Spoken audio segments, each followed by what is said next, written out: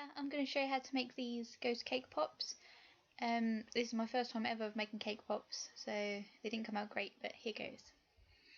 Okay, so first of all you need to get a sponge. Any sponge cake will do, whether it's a store-bought mix or you've made it home from scratch. Okay, so you just break it up. You want to make it so it looks like breadcrumbs in the end.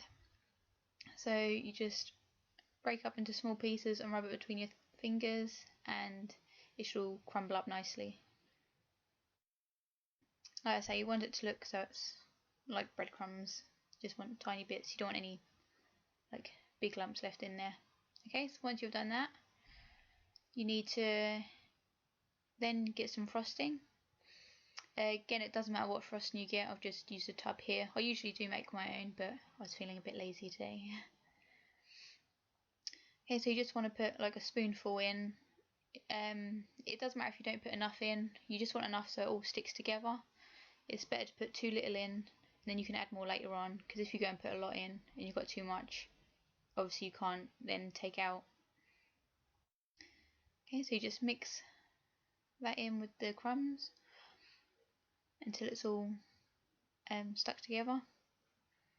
And you want the consistency so when you pick it up you can form it into a ball and it sticks together without crumbling apart again. Okay, so once you've done that, you just take some and roll it into a ball like that. Make sure it sticks together, and then you want to roll it out slightly so it's like just like a really fat sausage is the only way I can describe it. Okay, similar to that. Then you have to put that on a tray with greaseproof paper on, and just keep doing that until you've used up all the mixture, and then you're going to want to put it in the fridge for about 2 to 3 hours to get it nice and chilled. Okay, so now we've got to actually make the ghost part of it, like the sheet that you'd use if you were dressing up as a ghost. Okay, so you just get some fondant, some white fondant, icing, or you can use modeling chocolate, doesn't matter. Okay, so lightly dust the surface with icing sugar, or confectioner sugar, what you want to call it, and roll it out. Now you want it to be quite thin, only a couple of millimeters, so you can so it folds nice and when you actually put on the cake pop. Okay, so once you've done that, you have to cut out some circles. Now, depending on the size of your cake pops, depends on how big the circles you want.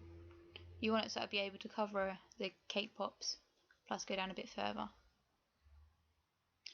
Okay, so just cut out the circles for that. Obviously you need however many cake pops you got. That's how many you need. Just stating the obvious there, sorry. Okay, so you just get them out of the way. Ah, there's no good silence. Hate them. Probably one in every single video.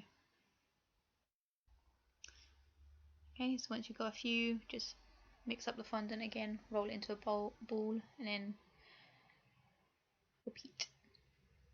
Okay, so once they've been in the fridge for a while, they should be a bit harder.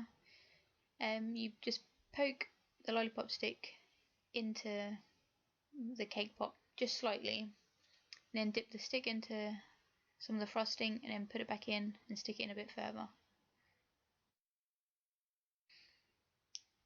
And then once you've done that, I've mixed some icing here. It's just like quite thin icing, icing sugar with a little bit of water. Now this isn't meant to cover it, it's just so the fondant can stick on there, so it doesn't matter if it's not fully covered. So you just stick it in there, make sure you've got at least some on there. Tap the stick so all the excess comes off. Yes, this will be working as a glue.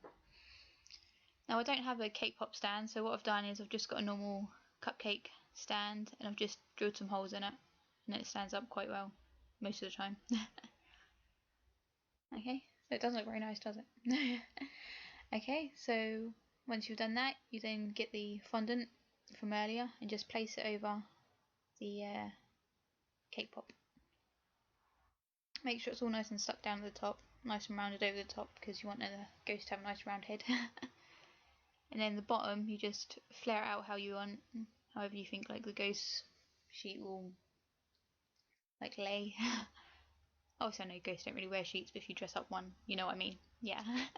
Okay, now you just need to add the eyes and the mouth. Just got a toothpick here, and I'm using black food colouring. Like I say, this is my first time, and as you can see, I've already got food colouring on the lolly stick. I get very messy when it comes to food colouring. Anyway, I hope your lot come out better than mine. Like I say, it's my first ever time. Not too bad, but I'm sure next time will be better. Okay, so just add the eyes and the mouth, and you're done.